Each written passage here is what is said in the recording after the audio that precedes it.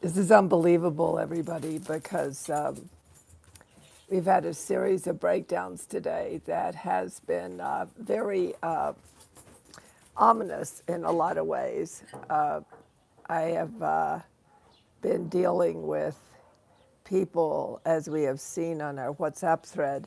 I've been dealing with people that are actually having some really bad problems,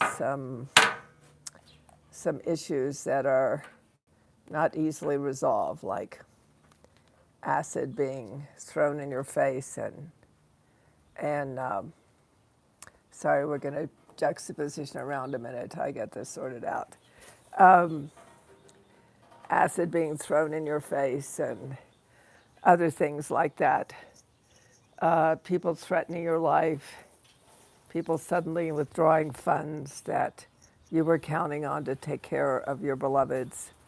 A lot of things that looks like evil wins. I don't really have that take because there's always win and lose everywhere in this work. So the last two things that happened before I got on this call, one was that Michael went home to take care of his family, and was needing to take care of them today, so that they could be cared for. So he couldn't make the call. And then I came home. Our electricity went out last night, and I came home to having no internet after I was walking the dog who rolled in a black tar water puddle. So here I am. And I'm glad I have it to myself today. I really honestly am glad I have it to myself. One of the shortcomings of having it to myself is that I can't see the comments on my phone. So I was kind of hoping that I could have my time with you and have comments and questions, and that we could have our time together in an intimate setting. So that said, I want to talk about what it is to create a world in the face of no possibility. What it is to create a world when no one's listening, when no one's there. We could say when no one cares, but perhaps human beings don't know how to care yet. Maybe they know how to worry, but they may not know how to care.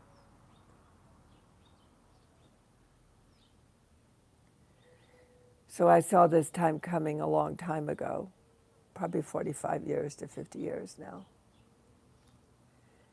And I can see you. Hi. I'm very thrilled about that. Just going to move my.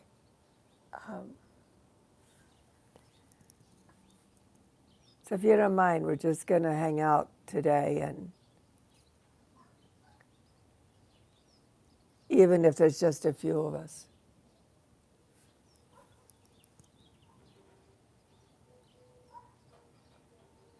And I want to start with why create a world where you're standing right this minute, not tomorrow and not the next day.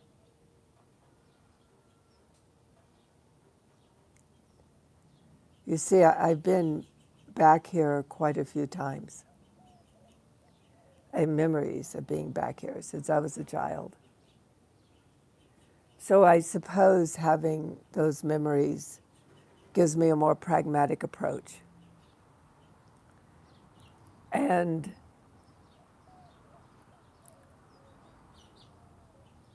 I really like that pragmatic approach to be in service of you today.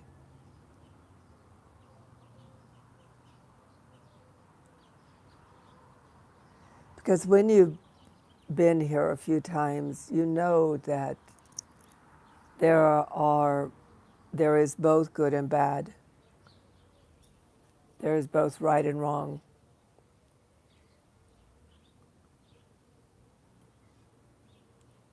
There's both ugly and beautiful, sweet and sour. Not to justify anything, but it's just really a basic pragmatism that's really important to get your hands on. It's you've got to settle it for yourself.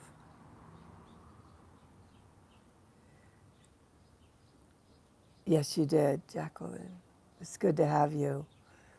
The beginning of the call, I went through the series of thwartings that I went through to get on this call. One of which is we have no internet, so I'm on my phone.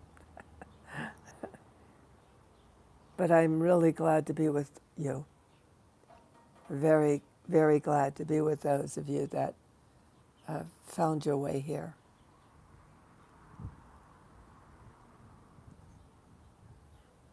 I want to repeat what I said as you're coming on, that I've been here quite a bit in other lifetimes. I have a huge memory of this place. And what I said was that I think in a way I have a more pragmatic approach because of that. But I really want to encourage, I'm going to do some pointers today. And it's good to see you all popping on. I have it on landscape, so I'm seeing all the comments on sideways. I hope I'm not sideways. If I am, let me know. I'll upright myself, given this was fighting to get to this Create a World video, because there was no way I was going to miss this today. That's the whole point. But I'll get to that point first. So having some longevity of being here for many lifetimes, and not forgetting when I came that I have a pragmatic relationship with good and bad, right and wrong, sour, sweet, ugly, beautiful. And I suppose that's why my name is Mott, that I don't get off balance about that. I don't get my knickers in a twist. I don't fall over from that.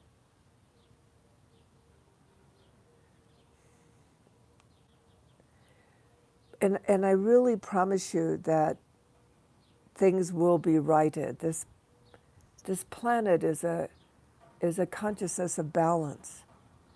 Things will return to balance. It's only a matter of time. And it's more for us humans, it's more what we do during the times of imbalance. Those are the most important times. It isn't that the planet won't come back into balance, because there's many ways to do that. It's more that we govern time. In other words, the faster we stay in balance, the faster balance occurs here. If there's more evil than good, then there's more good and less evil. If there's more wrong than right, then there's more right and less wrong. But you're never going to have it all good. You just could have more good where you're standing. You're never going to have no evil, because in the reality of duality, it really isn't ever evil. It's just that which goes against life and that which operates on behalf of life.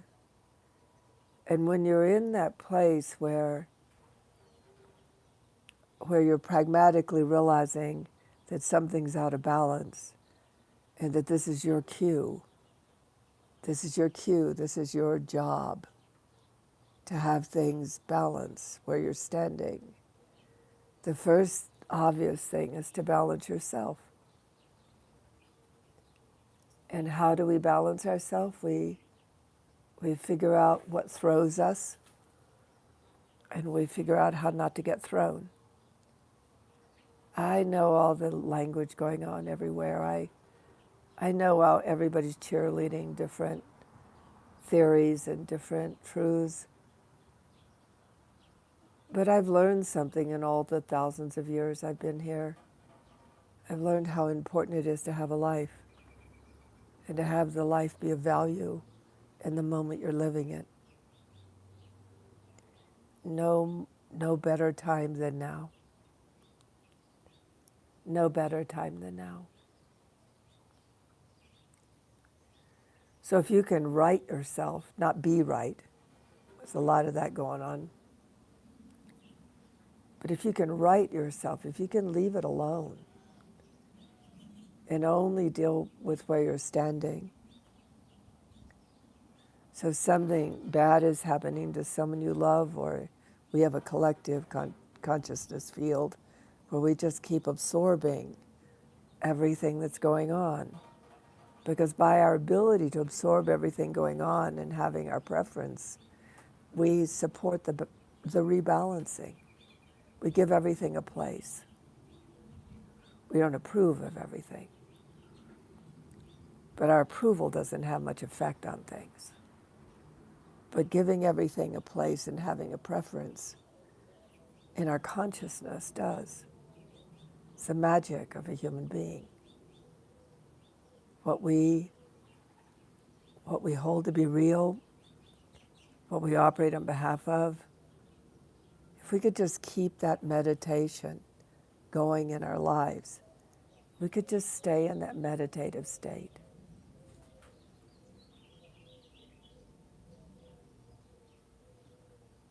If we could just not think we have to do something about everything.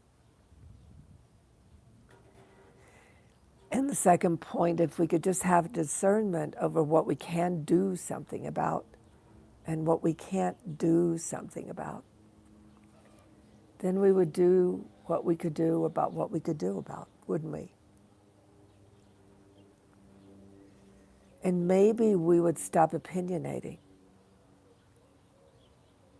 I've been in, I don't know how many calls recently, but my phrase, which is probably difficult to gather in understanding, is it's all about the body now. The body is what registers stress markers. It always has. The body needs to be able to navigate our topsy-turvy world calmly. And we're in all these strange mindsets about worrying means life matters to you. Well, I don't worry because if I worry too much, I get agitated and I can't find my day.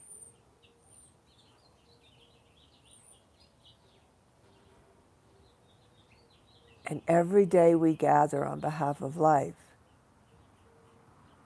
we're talking, first of all, about your individual body, your individual relationship to life. But then there's the day. Every time you gather a moment of connection to life, feeling connected. Kevin's wasted. He's sound asleep on the pavement over here because he rolled in water full of tar. And so I enticed him into a swimming pool I have for him, ice cold from last night, with his obsession with food, and washed off as much as I can, but his beautiful white fur is probably going to be a little blackish for a while and brackish for a while. But see how many moments I just took up? I just took up a whole bunch of moments with life. When I came on the call, I talked about the series of events that happened that has me talking to you on my phone. Michael couldn't make it. He needs to take care of his family. It's urgent. I have someone life is being threatened by something like the mafia. So I spent this morning while Kevin was out running around, texting 2 shamans I know, giving them the man's information, because they know how to take care of those things. In the world of strange and mysterious ways. Our electricity went out last night. It came back on, but I didn't know that our internet was out. So I knew I was going to be a few minutes late. But what was there to worry about? What was there for me to be upset about? I knew exactly what I could do about what I could do something about. And I know exactly what I can't do something about. I did also recommend to the young man that he use his imagination and imagine things like barbecuing demons and things like that. Because the human imagination goes so much further than our rational mind. It taps forces. It taps creative forces. So let's see, is it worth your while to have a good day? First question. And to take care of your body and to get out of the myth of worrying means you care. It's innate to a human being to care. It just is. Can you support this period of time by staying in balance? By finding out what balances you? Honest to God, it doesn't matter if it's a Reese's cup or meditation. This right, wrong, worry means we care, all these applications in the mental mind don't do anything to calm the emotions. Don't do anything to calm the body. I chose to be outside with the planes and the wind, and it's actually a little chilly, because it calms me. And then, we have the dog barking, because I feel alive. We can pontificate all we want. We can opinionate all we want. What I've loved in the WhatsApp thread is I love the presencing of the day. And every now and then we have ripple effects come through, and we deal with them. We operate on behalf of them. We tend to them. And then we go back to the presencing of our day. Because we're literally capturing moments of time. We're literally letting time know what we spend our day on with ourselves and with each other. Your rational mind, your opinion mind, your pontificating mind, it wastes a lot of energy. It wastes a lot of existence. And we need to gather back our existence, don't we? We need to gather back the value of life. Last night, I'm not through with our list of conundrums. Last night I got in bed, and we are not running one of those swamp coolers because we're not quite sure where the water's going to the swamp cooler, and we have another swamp cooler that needs some repair. So I went to go in my bedroom because it's cooler in there, and I could open the windows and have the fan on, and I hear clunk. And I go, "See, are you okay?" And she said, yes, a slat came out of my bed. So I walk in, and luckily she has boxes with stuff in them underneath the bed, so the mattress didn't go down all the way. When I get back in bed, I hear clunk, clunk. I go back in, and two slats have got out. We realize the side of the bed is literally the frame has come loose. So we assess, and she goes into the furnace room and sleeps on her bed there, her sofa bed there, and we have our night. And I really mean this. I really mean we talk about Metro retrograde, but if we get in fear of things failing, if we get in fear of life not turning out according to our measurements, if we can't get down to ground zero, we're going to be in a mellavahas because our agitation level will go roaring out of sight.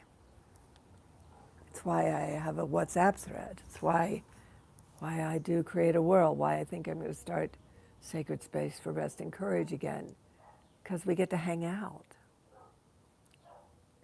in thought, in the preciousness of thought. So that may all sound immaterial to why Create a World, because that is what Create a World is. Creating a world is from the minute you wake up to the minute you go to bed. You have only what you have available to you. We used to do this thing. I so want to do it again. And I may not get the chance, It's fascinating to be in the United States of America because it really is true. The more you get an elder, the less you're listened to as an everyday matter. Like you're sort of shelved. It feels very odd, given I'm not someone who shelves easily. But I digressed. So every minute of our life we're creating a world. We used to do this thing in Sanctuary. I think we did it somewhere else too, in Ohio. But I had a gigantic pool room, like that was adjacent to the pool. We did our courses there. But we moved all our furniture into there one time, and I mean, unbelievable stuff, office stuff, everything. I mean, it was so crowded. And I go in the door and I sit there, and everybody comes in that's participating in Create a World. By the way, this YouTube channel is not unique. It started in that in our big pool building.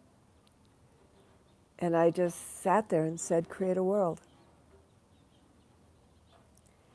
And, I think the longest everybody sat still not knowing what to do was about an hour and a half, because we did it a few times. And then somebody started to move something. And then somebody moved something else. And then this amazing phenomenon started to happen. Unbelievable. Different groups began to create different sections of worlds in this massive room. But this consciousness began to occur. This consciousness you can't get at in logic. You can't get at it. It was just people in a creative expression, pulling things together in a kind of a sense making that made no sense. But it was the consciousness that started to rise. This amazing hidden consciousness. I was on the phone with someone from Australia last night, and we were trying to get to words about that fits with this story, that if you use your life, and your life is about creating a world in the moment of your living, that everything for me is creating a world. See if I can do this without everything. You see, let's see if I can do this. We're seeing if I can do it. Yeah. You see, everything is about creating a world. Everything. Everything is. Everything's about creating a world. Everything. From how I make my room up, how I live my day, everything is about creating a world. And it is actually truthful to say that why this is important is because I've been doing this for a few years, is creating a world in my own life, in every moment of every day. Because I had to know when everything began to fall apart, I would have a routine. And that routine would be creating a world. That would be the routine. That would be the routine. So that's the first part of my conversation. So now, why do I bring people on and interview them?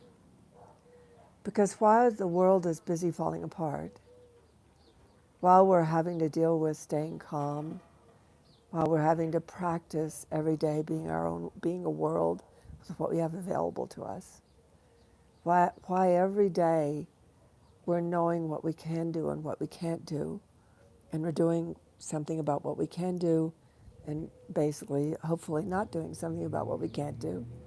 Letting things fall apart if they do, let them not work if we can't fix them. Given some wiggle room for something that happens and create a world where something begins to occur beyond what we could have imagined. But in the meantime, new thoughts are coming up, and why I would have interviewed Michael today if his family hadn't needed him. Why I'll be interviewing the people. I'll try to get those all listed because I've got quite a few going out into the future. Is because we've been noticing things, we've been observing things. That was American Airlines. And what we've been noticing, we can be busy about. We can be busy about new awarenesses.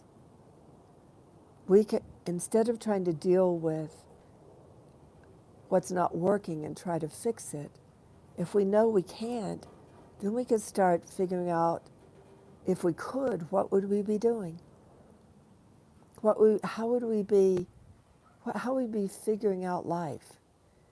Given that human beings operate by experience, look at all this experience we've gathered about unworkability and workability. Some of you are medical, some of you are therapists, some of you are homemakers, some of you are retired, some of you are lawyers, some of you are practitioners, some of you are mystics and seers and teachers. But we do observe, don't we? Can you imagine? Can you just for a second get how exciting that might be? If we weren't always consumed by a survival that we don't even know is guaranteed. Wouldn't it be amazing to be thinkers? To begin to wonder what life is about and how the body works and how the mind works. Maybe move into being philosophers instead of problem solvers. And maybe those philosophies and those things that begin to make sense to us in whole new ways because we've definitely experienced what doesn't work. And maybe we can get out of the rational mind that thinks it has to have an answer and that the answer solves the problem. It doesn't. The exploration of consciousness has solutions to problems rise according to their own nature. I'm going to say that again. My phone is walking backwards. I have no idea how it's doing that. Would you be willing to consider that awareness is the name of the game? That exploring what we are becoming conscious of, not looking for answers, not looking for solutions, but enjoying creating a world of thought within which we can get a deeper, more profound relationship to our bodies, a deeper, more profound relationship to our minds, a deeper, more profound relationship perhaps to how we learn, a deeper, more profound relationship to how we be in times of trouble, a deeper, more profound relationship to just being and new thinking. You know, I knew going in to create a world, there's an addiction in our human collective. The biggest addiction is thinking that answers solve problems. Answers don't solve problems unless they can be applied. And we have a lot of application missing. We have therapists that don't operate in the tradition of the therapeutic model because they noticed a few things were missing, one of which is a sense of self, which is very different than just getting you back on the work market and back being functional to your family. Teachers have noticed that learning is now a pragmatic, a status, not based on improving the quality of a human mind, more data-based than thought-based. I have incredible people that I operate with. Some of you are listening. Well, all of you are listening, to tell the truth. We're incredible. In this time of collapse, we will be needed within the next 6 years. Our thoughts, what we're contemplating as unworkability increases, wouldn't you like to be standing in new thinking? Being able to apply, even with your own family, apply value of life, not solving problems. Apply the richness of your connection to your children, to be able to be with them while they're in the rat race of the present human mind. Just being loving and caring and adoring them regardless of what's coming out of their mouths. I have a very small bandwidth within which I can communicate with my oldest daughter, my only daughter, but also my oldest. So we have this rich experience in our narrow bandwidth called Kevin. I should probably show you Kevin too. There's Kevin, quite exhausted after his role in the tar.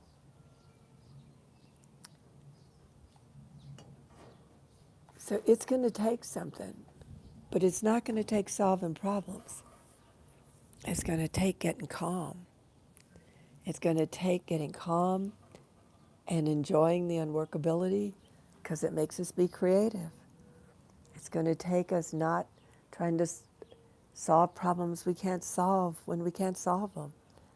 Because if we get still and we get calm, there's going to be this moment. I was thinking of a physician I know.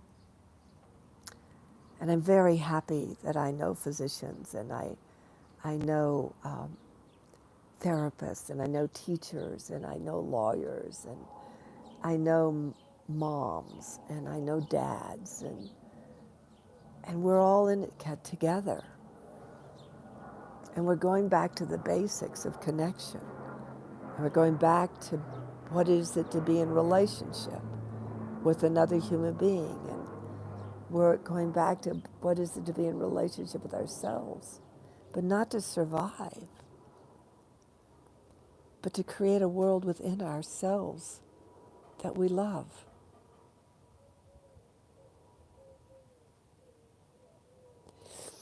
You know, and I'm being on the high side of this conversation on purpose, but it isn't that we don't have our moments. With my body, there's just been a mess around my body about getting tests done, and getting responses from doctors, and I can tell my body's off,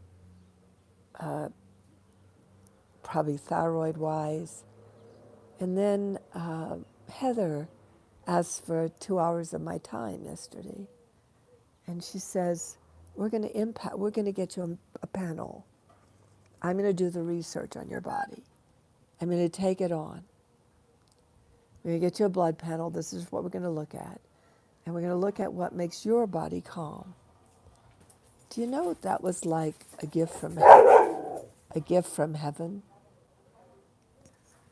Do you know it was precious?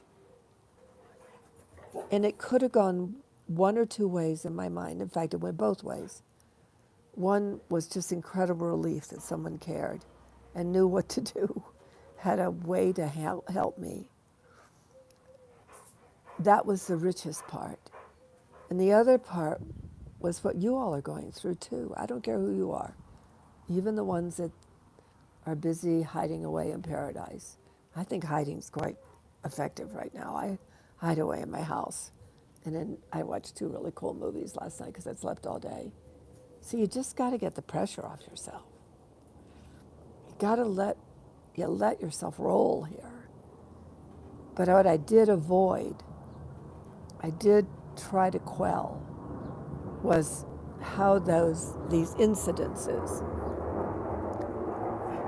That one is I think that one was the spirit, I think, flight. Is I try to quell my terror around my own survival. So I've got it too. Because balance isn't about just being positive. Balance isn't about always having the right answer. Balance is about giving a place for both sides of the equation. The fear of the future, the fear of survival, the fear of not having the answer in time, the fear of having to be with terrible things that are happening and not knowing how we're going to be, the fear of hoping that life will be better before we go, not only for ourselves, but for all of humankind. The incredible grief that hit me Monday 2 weeks ago, it wasn't just the grief of my own life coming back online. It was the grief of humanity's loss of self, humanity's loss of being there, able to be there effectively for each other. Those losses, those griefs, they're going to hit us hard and deep. We may have to go to bed for the day, or eat chocolate, or have pizza, or be agitated and give that a place where I know what it's like to listen to these kind of conversations. I know the mindset you have about trying to find the answer and trying to find the solution. And we can't right now. Things are falling apart. But what we can do is be there for each other and not know how. What we can do is be there for ourselves and not know how. What we can do is be there for a future and not know how. And not get so caught in looking for solutions and answers to problems that we miss our day. And this is an amazing thing to be on landscape on my phone, because on the right-hand side I have you all in your YouTube chat, and on the other side I have the WhatsApp chat, Transmutative Wholeness and Field of Tantra Mat and Fellowship and are all going on the right, and and those of us on this call are on the left. It's called Create a World. It's called Create a World.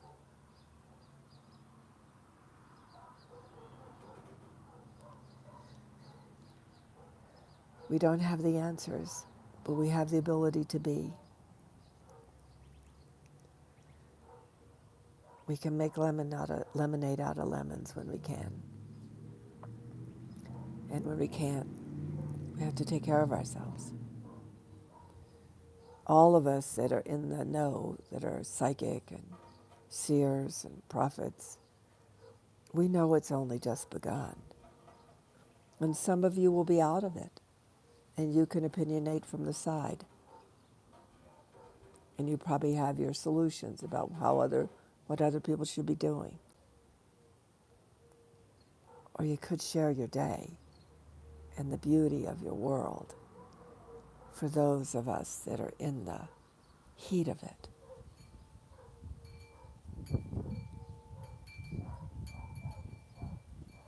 You know, I always like to do visuals, because there are people that live in places that don't have, they just aren't pretty.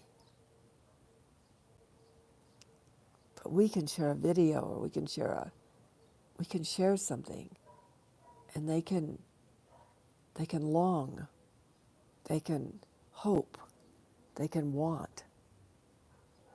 And that, all those things generate a consciousness that I notice in this call, that it doesn't take long before I fall into the abyss of sounding like I'm trying to create a solution to the problem. It doesn't take very long because it's our language base. But that's not what I'm doing. Ultimately, I'm just creating a world. Maybe a world worth being in with what we have and with what we don't have. And I think it's a really good question of what do we do in times of trouble, and who do we be, which is the last piece of this call, last piece of this conversation.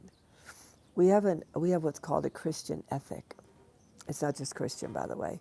It's also Muslim and Jewish and any other faith. And it's the worst one ever. And the Christian ethic is if we were right with God, everything would be fine. We would be well. We would be fruitful. We would be financially secure. That's not the truth. Shit happens. And there are times of trouble. And they're good times too. So my prayer today, my prayer is we just get back to a regular human life. And we do our best with it. And we get our heads out of the clouds, but also out of the sewer. And that we move carefully and slowly. And we question thoughts that make us go against ourselves or others. And feelings. We just got to give them room. I'm going through bouts of depression. I mean, wouldn't I? Wouldn't you? We can't just hole up. The empathy of the world is upon us. The caring for the human race is upon us. The desire for a new future, for more people is upon us. And if you look at history, every time humanity went through one of these, more of the world worked afterwards because it became enough already. We have a lot that's going to collapse, maybe even the world order. But I know you and you know me. And we know others. Don't isolate yourself. Make sure you have people that care about you, even all the way to New Mexico. Make sure you have your team.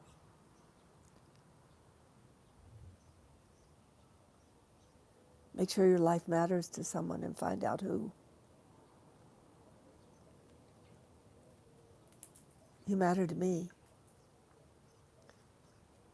Not all of you are my family.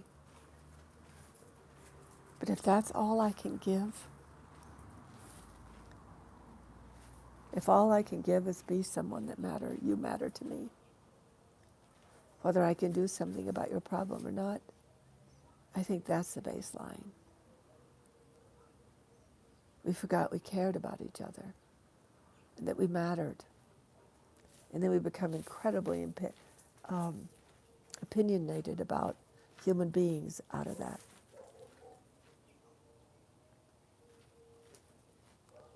But it matters to me, I care. It matters to me that I want your life to be fulfilling, regardless of the shit that's in the fan. It matters to me that I operate as much as I can that way in my day. And it matters to me that sometimes I can't.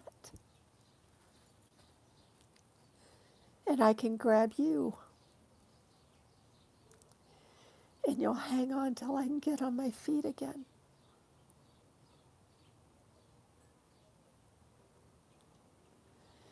And that's the most important thing. It's the most important thing as we move forward,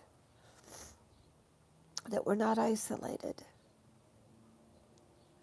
and that we can reach out. And I think I'm going to talk to Ann Byrne again when she's off her journey, because I want us to get our locations for each other again. I'm not predicting anything, but I know COVID's rising again. Things are going to happen again. And I just feel very strongly that we have to know each other's location. We need to see if we can get to each other. We need to know that we're near.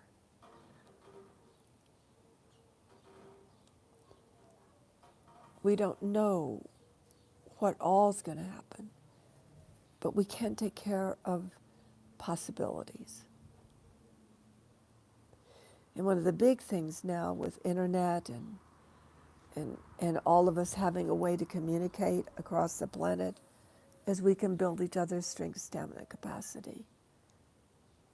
And then if something happens and we can't be in communication with each other, we have the memories of what made us strong. We can talk to each other in our minds. A lot of you talk to me in your mind. I know you do. I hear you. And I talk back. We have a lot of ways, mysterious. I think this actually is the last thing. I really mean what I'm about to say now, and it sounds really crazy. But how come I've operated all this way, 76 this month? I'm still standing and I'm still smiling. And I should have been dead a million times. And when I was young, I should have gone clinically insane. So I think that gives me some credibility, to be honest with you. And then I have you all, and all the time we've been together, and the territory we've taken in consciousness, and the strength, stamina, capacity we've gained. And we may be called on for it in ways we never understood. So don't you think we should get our stress markers down? We should, every time the next recursion of difficulty comes, we rebuild our strength, stamina, capacity on behalf of it. We find out what returns us to self as often as we can. But here are three weird things. Imagination has power. Imagination connects us to the forces of the universe. Imagination, because that part of our mind is broken, literally has that which is otherworldly come to our aid. That's the first thing I want to say. The second thing is we live already in communication with each other through our own minds, through the fact that we're related, that we have known each other. We can be in each other's imaginations, and we can touch another human being. That's what we do on Transmutative Wholeness. We touch another human being that never even knows we're here, never even knows. We've got them wrapped up in our arms. Maybe in the next few months, we'll be strong enough in cohesion and coherency, we can wrap a whole planet up in our arms.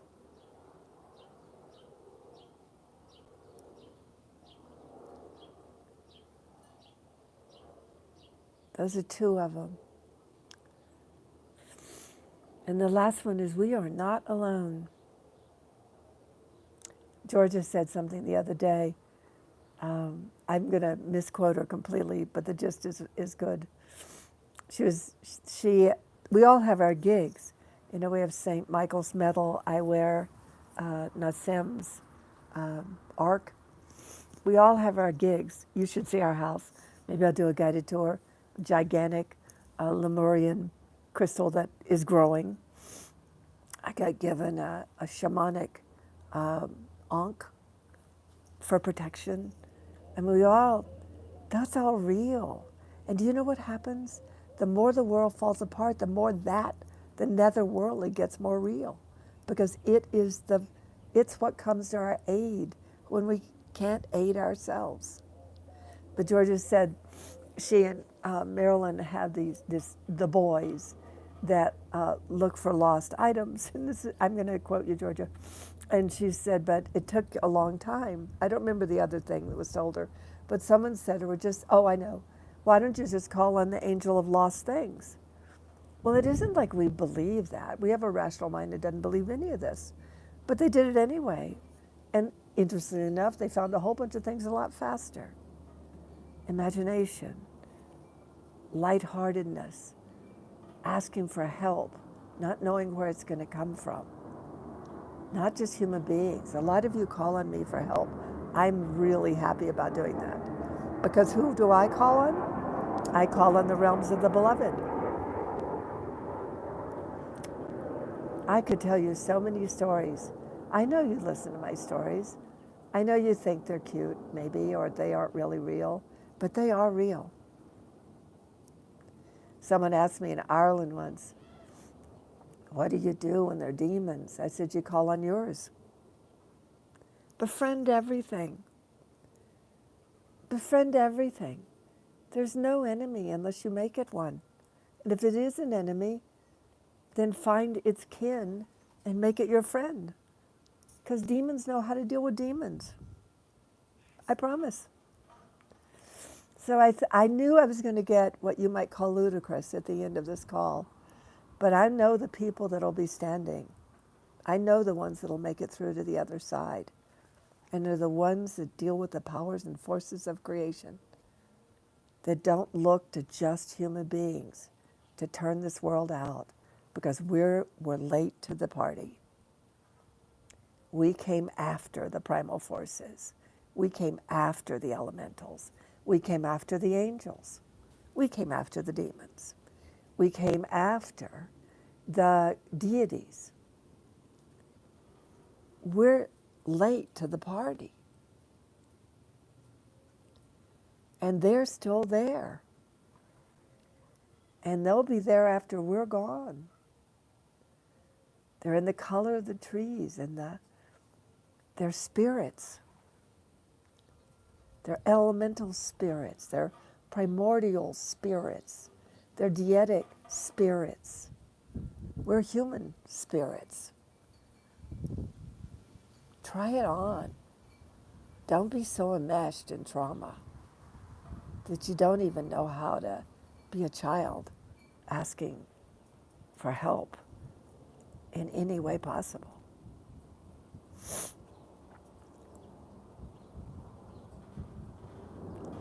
I realized something because I've been building community for some time now.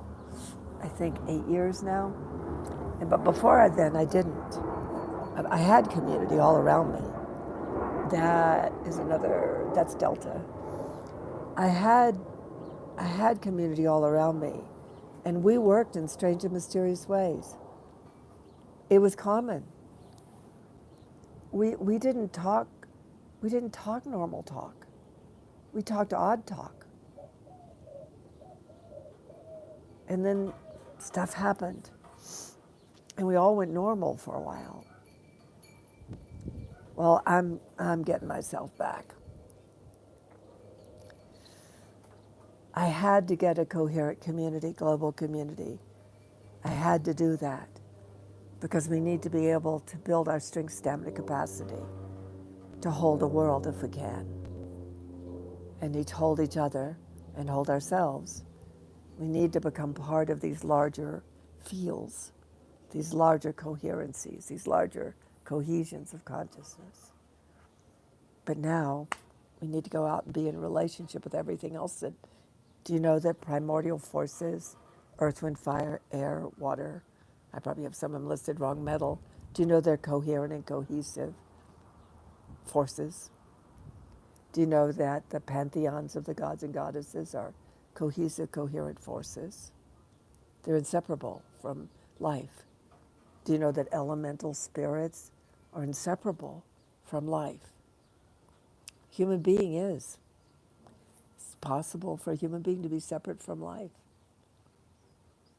It is.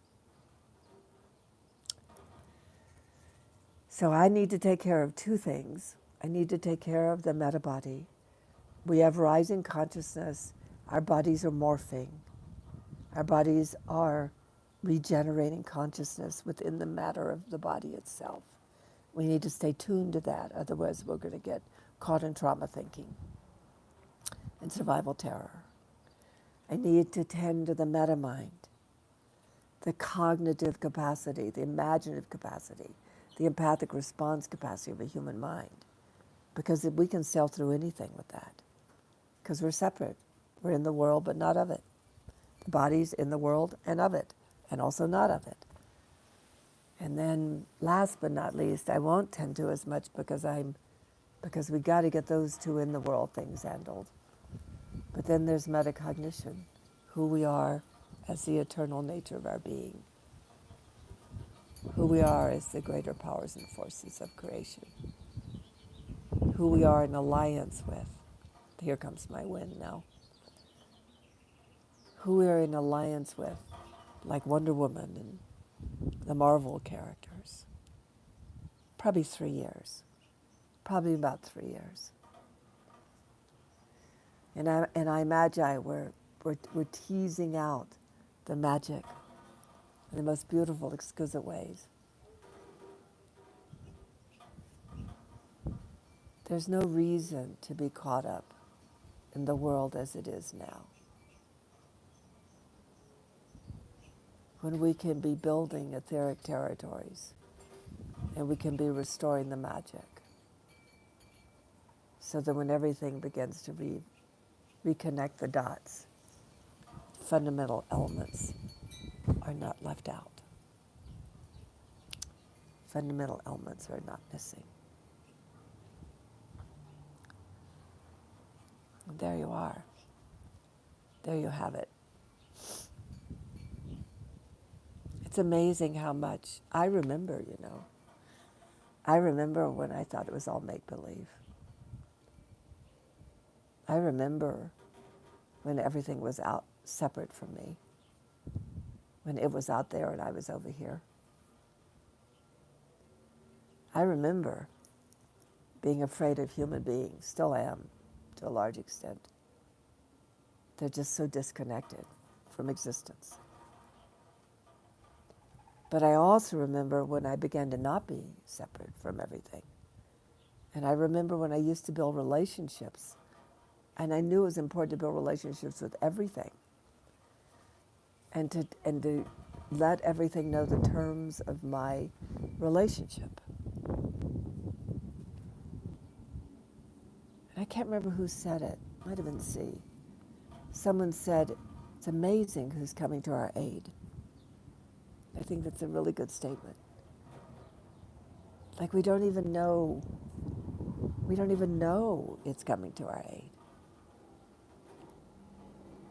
So, and the human mind, the human mental mind is going to get more and more rigid and unyielding. It's going to affect the body in negative ways. So it's really going to be healthy to move towards the imagination for the body. It's going to be healthy to imagine the greater powers and forces of creation that are not only standing by, beginning to interact. And it'll all wobble along. And we'll all do our best. What I want is 7 years from now, I want to be at the party. And I want us to be able to look back and recognize that we took territory where paradise can rise, and we found each other, and we were able to, even for just a brief moment, be there with each other and for each other, so that we didn't succumb to the illusion that might still have some power here. and that we have seeded new territory within which new consciousness can rise. I love you. Take care.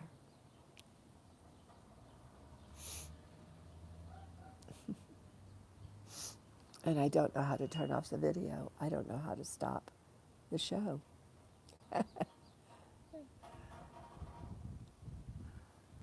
This is very funny.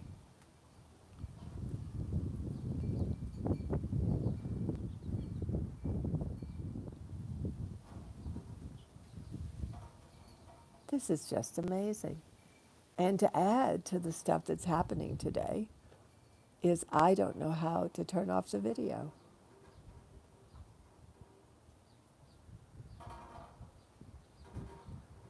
There we go.